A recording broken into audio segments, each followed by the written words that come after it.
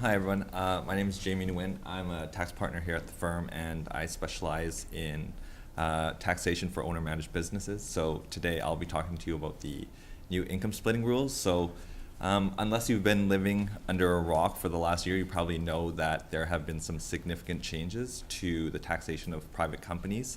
And in particular, the one I find that's getting the most amount of news is the income splitting rules.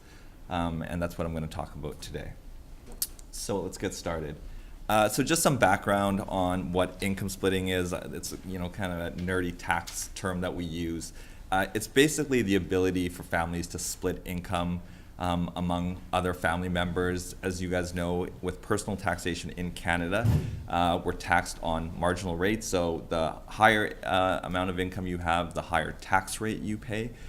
So ideally, you want income in individuals' hands that have low income because their rates will be much lower. So overall, if you can achieve income splitting, overall the family is in a better situation.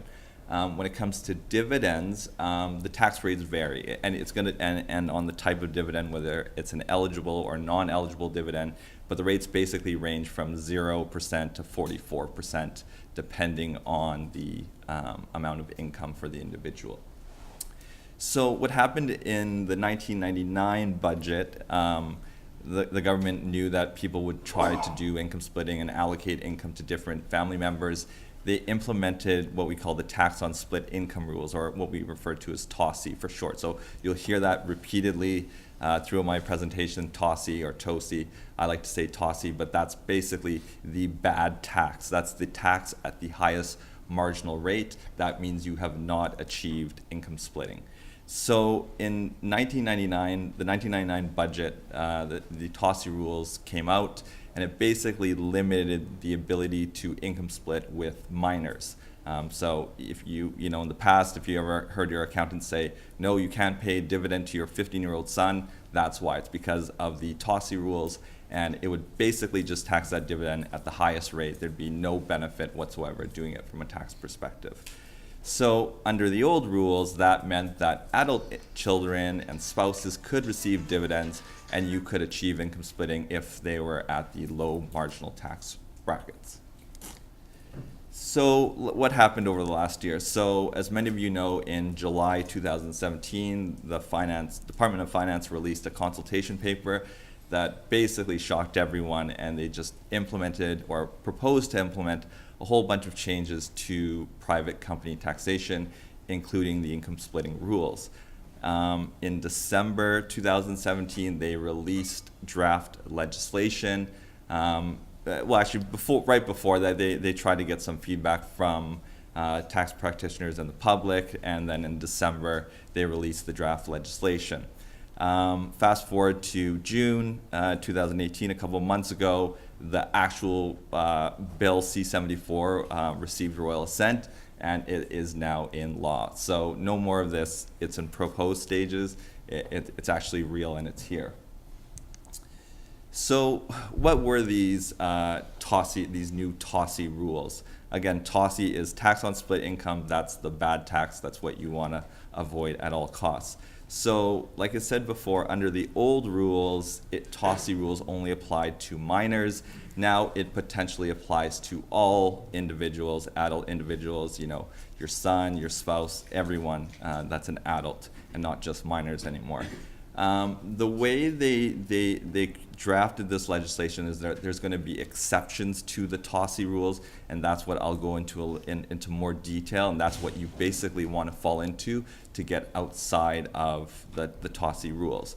And the TOSI rules are effective for the 2018 and future taxation years. So if you have a private company and you're paying a dividend to yourself at any point in the 2018 year, you've got to be aware of these new rules. So let's go over a couple of important definitions. Like I said, the TOSI rules apply on split income. So what is split income? Because there's many types of income that you could receive. So for the most part, that is going to be dividends and interest that you receive from a private company. But that's received by an individual from a related business. What a related business is of an individual is any business where a related person owns 10% or more of the shares of the company. So I'll give you a really simple example. If my wife owns 95% of OpCo, an operating company, and I own the other 5%, for me, that's considered a related business because my wife owns at least 10% or more of those shares. And meaning, if I receive a dividend on my 5% interest, I need to consider if the TOSI rules apply. So a related business also has a pretty expansive definition. It could also involve a situation where that other person is considered actively engaged in the business, and I'll get into what that term actively engaged means. So these are the exceptions to the rules of the exceptions to the TOSI rules. The best way I can explain how the TOSI rules work in a nutshell is just imagine that you're in a haunted house and there's ghosts everywhere, and you obviously want to avoid getting killed by these ghosts. And you're basically looking for like doors to get out to safety, to home free to the safe world. There's basically 7 doors that are in that haunted house that you could get out of the TOSI rules, and if you don't have any of those doors that apply to you, you're basically dead in the water and the ghosts are going to come to you. In the tax world, that just means that you're going to get taxed at the top rate. So when you're thinking about your particular situation, think about which of these exceptions you're going to fall into, and hopefully there's one out there for everybody. I imagine it's not really going to apply to everyone, but hopefully there's a way you can fit in. So the first one is what I refer to as the special situations exception, and it's primarily in situations where someone has passed away or there's a marital breakdown. So the first one is if you receive income from property that was acquired from the death of a parent and you're under 25 years old, that income that you receive is not going to be subject to the TOSI rules. So a simple example, parent passes away, that parent owned OpCo shares. As part of the will, they gave those shares to their 20-year-old son. When that son receives dividends in the future, they should be exempt from the TOSI rules and take advantage of their low marginal brackets when the son receives dividends. There's a similar rule if the parent hasn't died, but someone else has died, and the person's under 25 years old. But the exception there is that that particular person needs to be in full-time studies or be eligible for the disability tax credit. The next one is from a marital breakdown. So, husband owns 100% of the shares as part of his, he divorces from his wife. He has to give his wife some shares of his operating company. When that wife receives dividends in the future, that will not be subject to the TOSI rules for her dividends. Income from a capital gain arising from the deemed disposition of someone's death, that's not going to be subject to the TOSI rules. And just the last one there, any capital gains on the sale of qualified small business corporation shares or qualified farming or fishing property, that's not going to be subject to the TOSI rules. And that last one's quite interesting because if you guys, some of you may have recalled in July last year when the consultation paper came out, the government finance was actually quite aggressive in wanting to prohibit certain family members from being able to access these low marginal rates and the lifetime capital gains exemption. So they came back a little bit on that, and that's why we have this exception. So these special situations obviously aren't going to apply to everyone, but hopefully if you fit into that, you have an out of the haunted house. The next one is probably the most common exception most people are going to rely on. It's what we refer to as a bright line test. It's clear, it's objective. Basically, if you have an excluded business, you will not be subject to the TOSI rules. And basically, an excluded business is where that individual is actively engaged in the business, either in the current year or in 5 previous years of that particular company. That term actively engaged means that you have worked in the company for an average of 20 hours per week. So to clarify that last point about the 5 previous years, if you have a parent, for example, that's about to retire, they've always worked in the company, they've worked there at least 5 years, and they decide to retire, but they still own shares in that company, that those dividends that are received by that retired parent would actually be not subject to the TOSI rule. So that's a good situation. So let's go over what some of the potential issues could be with this excluded business test. And I've already fielded a lot of calls from clients asking, like, what are we going to do to meet this exception?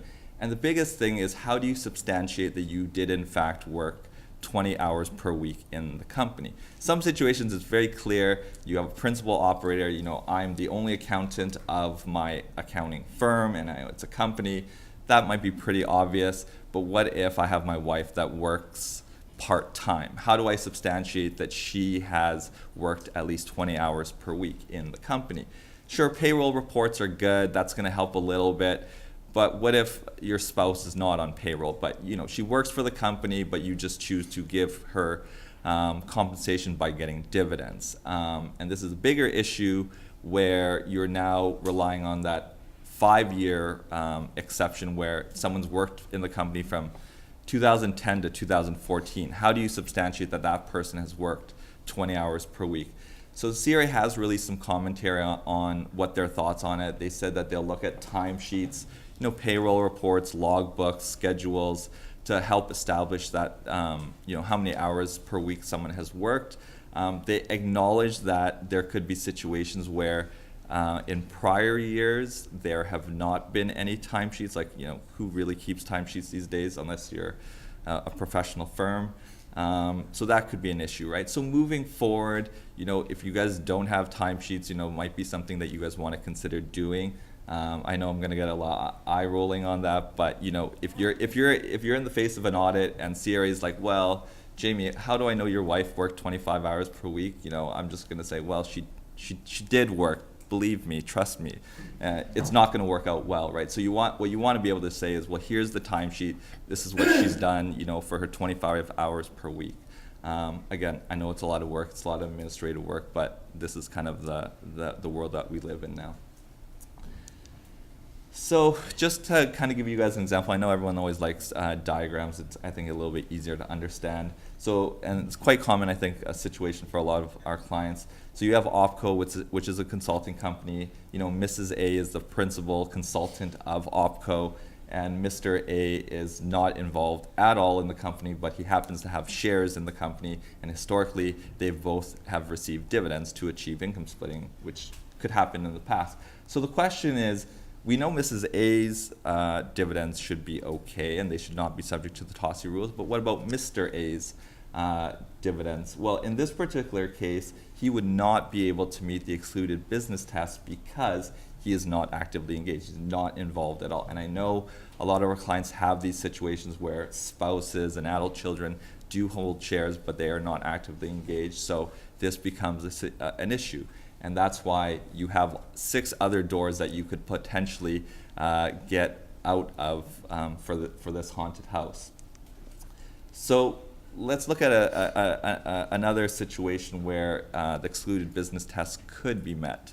And this is a fairly common situation as well, where you have an OPCO. Mr. X has historically been the principal operator of OPCO. He's run it for 20 years, but he decided one day he wants to retire. He does an estate freeze, takes back preferred shares equal to the value of his company, and the family trust becomes the new common shareholder. Well, Mr. X over time is going to redeem these shares that he holds, and that redemption will trigger a taxable dividend. The question becomes, will Mr. X's dividends be subject to the TOSI rules? Well, in this particular case, since he has worked for the company at least 5 years, he's actively engaged for at least 5 years of the business, he would meet the excluded business exception, and his dividends would not be subject to the TOSI rule. So this is a good situation, and I know a lot of our clients have structures like this. So let's get to our next exception, which will probably also be highly relied on. I also refer to it as a bright line test because it's clear and it's objective. And just a little tidbit, last year when finance came out with their proposed changes, a lot of these changes were aimed squarely at professionals, lawyers, accountants, doctors. That's why you probably see a lot of these articles where doctors have their arms up in the air and angry about the situation. And this is one of the exceptions where these professionals will not be able to use. So if you have an excluded share, the TOSI rules will not apply. The one interesting point with all of these exceptions is that a lot of them have age restrictions. The one that I just spoke of, I should have mentioned earlier, what the excluded business exception, all adult individuals could potentially use that particular exception. For the excluded share exception, this only applies to individuals 25 years or older. So if you're between 18 and 24, you can't even consider this particular out. So what is an excluded share? So there's 4 conditions that need to be met. Less than 90% of the corporation's business income is from the provision of services. In other words, at least 10% of the income must be from non-service revenues. The next criteria is that the corporation is not a professional corp, which I'll get into the next slide of how that's defined. The next requirement is that the individual holds at least 10% of the votes and value of the company. And the last criterion is that all or substantially all of the income of that particular company is from a non-related business. So let's go. So basically what this is aimed at or designed to exclude is service-based companies. So if you, all of your income is from the provision of services, basically this is not even an option for you. So a professional corp is actually defined in the Income Tax Act. It's basically the professional practice of an accountant, dentist, lawyer, medical doctor, veterinarian, or chiropractor. So if you are practicing in one of these fields and you have a corporation, don't even think about the excluded share exception. It's just not going to be applicable to you. The other interesting tidbits about this particular exception, I'll show you with these 2 diagrams, is that if you recall, I mentioned earlier, the individual must own at least 10% or more of the votes and values of the company's shares. So it's an individual. So in a situation on the left side of this, if you look at this slide here, the family trust actually owns the shares of OpCo, and when OpCo pays the dividends up to the family trust distributes that income out to the beneficiaries. So the beneficiaries have this income. The question would be, is that income subject to the TOSI rules? Well, in that particular case, the individuals don't own the shares of OpCo too. I mean, they own it indirectly through the family trust, but they don't actually own it directly. And the CRA has actually already come out and said, yeah, this is not going to work. The excluded share exception is not going to apply in this particular case. Another situation is where you have a holding company above the operating company. It's Holdco wholly owns OpCo, and the shares of Holdco are owned by the family. So OpCo will normally pay a dividend up to Holdco. Holdco will pay a dividend up to the individual family members. So the question is, will the excluded share exception be met here? Well, if you look at that last criterion of the excluded share exception, the income cannot be derived from a related business. All or substantially all of the income must be derived from a non-related business. Well, in this particular case, CRA has said, well, Holdco's income could potentially all be derived from OpCo, which is a related business, and they've already said this is likely not going to fly either. So definitely you guys probably look at this and are thinking, oh crap, that's actually my corporate structure. Don't worry, you're not alone. And that means you just have to look at other possible exceptions to get out of the TOSI rules. So let's hopefully put a positive spin on this exception and which situations would allow you to get into the excluded share exception. So where you have OpCo, which is the wholesaler of computer parts, so it's not a service-based company, and it's owned by a family trust, Mr. X and Mrs. X, so a third of all the common shares. Mr. X is actively engaged in the company, but Mrs. X is not involved at all. So, Mr. X's shares, dividends, he's probably okay because he can rely on the excluded business exception that we spoke about earlier. But what about Mrs. X? Well, in her particular case, she would actually tick all of the boxes of the excluded share test. It's not a service-based company. It's not a professional corp. She owns the shares directly of OpCo. And let's assume, for all intents and purposes, that OpCo is not getting any income from any related business. It's just simply selling the wholesale parts to the public or arm's length parties. So in this particular case, Mrs. X's dividends would not be subject to the TOSI rule. So this is a good situation.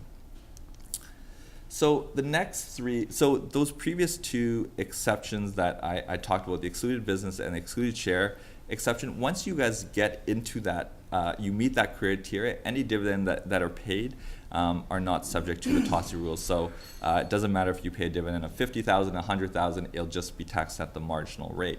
The next three exceptions cap how much of the income would not be subject to the TOSI rule. So definitely, if you're starting to get into these next three exceptions, it's not an ideal situation, and at this point, you're grasping at straws. So this particular exception is what we call the reasonable return exception. It's for individuals 25 years or older, and it basically looks at the labor contributions, the property contributions, the risks incurred by that individual, and any historical payments made to that particular individual.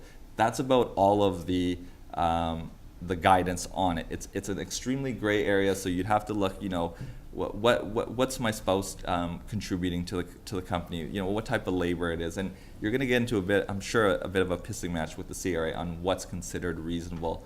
But that is a possible exception. So up to that reasonable return amount, the income would not be subject to the TOSI rules. So let's look at an example here of how this would apply in practice. So you have a food co that's owned by a child. Let's say it's a 20-year-old child. He owns all the shares of Food Co. He's trying to get a loan to start up his restaurant business. So he goes to his mom and says, "Hey, Mom, can you loan me some money? I can't get it from the bank." If the mom loans money to Food Co. at a rate that's comparable to what the child would get from a bank, an arm's length party, then that amount is okay. So the interest income paid to the mother would not be subject to the TOSI rules. And I actually like this example because it emphasizes that it's not just dividends that we have to be careful about when it comes to the TOSI rules. It actually also includes interest payments, right? Again, which is quite common in private company settings. It also includes rental income that could be subject to the TOSI rules. So definitely, if you have interest payments that are going from a private company to an individual, start to think about if the TOSI rules would apply. The next exception is what we call the safe harbor capital return, and this is specifically for individuals between 18 and 24 years old, and it basically looks at the property contributed by that 18 to 24-year-old and multiplies it by a prescribed rate, and the income up to that prescribed amount would not be subject to the TOSI rules. So if this 20-year-old sister loans money to her brother who owns this restaurant, let's say it's $1 million, and the prescribed rate right now is 2%. $20,000 of her income would not be subject to the TOSI rules. So once you start to do the math, you realize that even if you can get into this exception, the tax savings are probably not significant unless that person is contributing a significant amount. And I don't really know a lot of 18 to 24-year-olds that have a lot of money to contribute to a family business. The other exception is an arm's length capital exception, similar to that reasonable return exception that I talked about earlier for 25 years old, individuals aged 25 or older. This is for 18 to 24-year-olds. So same rules apply, but there's more restrictions here. And those restrictions are if that 18 to 24-year-old were to loan money to Food Co., which is that restaurant company, that person could not have been transferred any money from a related person. So, if the sister is the one that wants to loan money to her brother's company, she can't have received money from her mom to then re-loan it to her brother. There is a small exception if there's an inheritance there, so maybe the sister got money from her grandfather, that would be okay, and she could loan that money to her brother's company. The income can't be derived from a related business. I think this rule is a bit weird because let's say the sister works for her brother's restaurant, she saves up a bunch of money and says, hey, you look like you could use some extra money. I saved some money from my salary, I'm gonna loan it to you. Technically, that's not even allowed. So a bit of a weird situation there.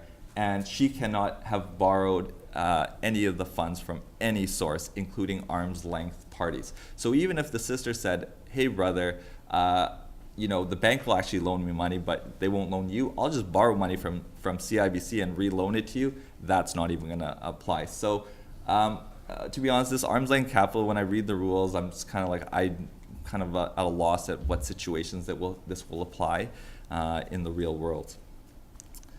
So, and the last exception is for individuals over 65, certain situations where individuals are over 65 years old, and I actually like this exception. So if the TOSI rules would not apply where situations where that same income would not be subject to the TOSI rules for the individual spouse, and that individual spouse is over 65 years old. So let's just look at this. It's a little bit cumbersome to explain. If you have Mr. and Mrs. X owning shares of OpCo, Mr. X is over 65 years old. He's the one actively engaged in the company, but Mrs. X is not. This particular exception, because Mr. X's dividends would not be subject to the TOSI rules, that means Mrs. X, even though she's less than 65 years old, would not be subject to the TOSI rules as well. So a very good situation if you have elderly clients. So just in summary, I think I'm kind of running out of time here. Don't ignore the TOSI rules. Last year we kind of kept saying, well, it's proposed, it's proposed. These rules are so crazy that finance is not going to put them through. It went through, it's enacted. It's very real. So review your corporate structures, figure out what exceptions that you're going to rely on. I like to be more proactive. I don't like to pay dividends and then in April when I do my clients' tax returns be like, oh, let's figure out what exceptions are going to apply. Try to be proactive, figure out and document what exceptions you're going to be using. And start to consider if you have to make any changes to your operations. Do you have to start doing timesheets to show that you're actively engaged? For the excluded share exception, do you have to consider possibly rolling out the OpCo shares from the family trust to the beneficiaries individually? The shares held by holdcos, should you maybe move those OpCo shares directly into the individual's hands? And if you have an elderly client or couple, possibly wait for that 65-year-old exception to come through.